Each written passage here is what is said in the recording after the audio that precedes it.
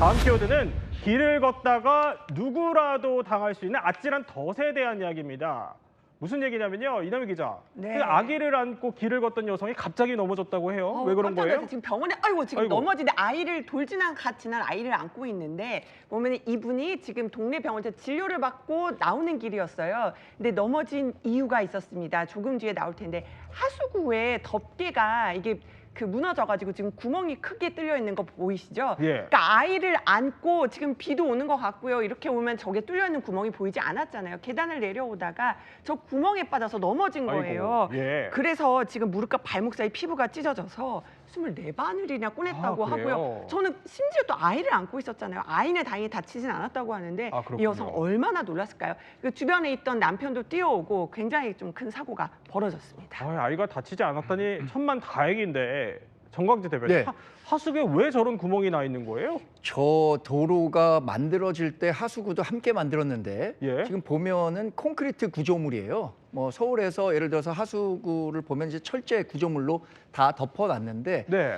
이게 한 30년 넘게 시간이 걸리다 보니까 콘크리트의 강화력이 좀 떨어졌고 그 전에 한 5, 6분 전에 남성이 지나간 후에 저렇게 구멍이 생겼다고 해요. 그러니까 그 콘크리트 구조물의 안정성에 대한 평가를 지방자치단체에서 잘 해야 하는데 그 부분을 잘 하지 못한 측면이 있었던 것 아닌가 이렇게 예상해 봅니다.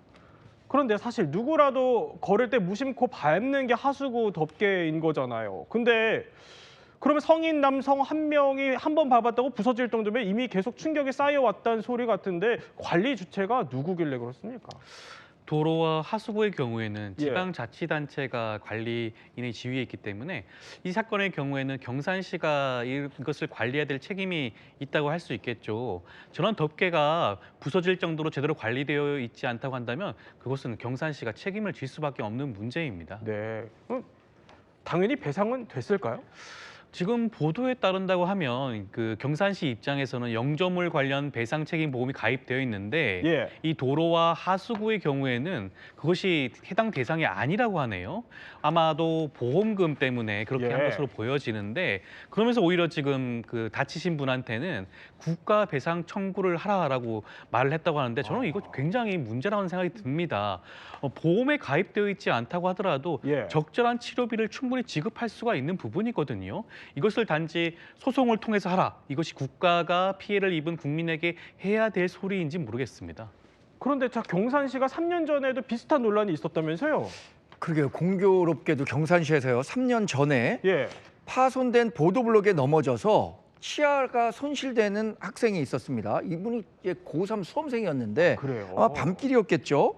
그래서 하굣길에 보도블록에 넘어져서 결국에는 치아 손실이 있었고요. 그런데도 지금 조 변호사 말씀하신 것처럼 영조물 보험에 가입이 안 됐다는 이유만으로 보상이 이루어지지 않았다고 해요. 예. 근데 제 개인적인 경험을 한번 말씀드리면 제가 어디 리조트에 가서 비슷한 사고를 당했는데 아, 그래요? 리조트에서 보험에 가입돼 있지 않았지만 도의적으로 자기 책임을 인정해서 제가 치료를 받았던 비용과 그 손실을 입었던 의상, 옷과 관련한 비용들을 먼저 이렇게 보상을 해준 적이 있는데 네. 저거를 뭐 국가 보상을 한번 알아봐라 이렇게 얘기하는 것은 저는 제대로 된 지방 행정이라고 생각하지 않습니다. 예. 자, 어쨌든 시민들의 또 비슷한 재발이 일어나지 않도록 완벽한 또 대비책이 필요할 것 같습니다.